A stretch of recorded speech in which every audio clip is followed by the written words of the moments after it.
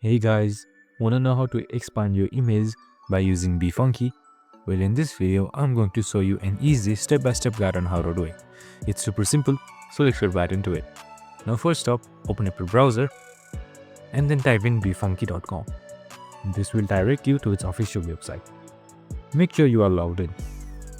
You should be welcomed with this dashboard right here. Right on the dashboard, you should see photo editor. Click on it. To import any image, just click on open and then select any of these. It's your choice. Now once you have imported the image, on the left side you can see essentials. Right here you can see expand. And once you have clicked on it, you can simply expand your image by selecting this ratio. You can go to original ratio to cinema. It's your choice.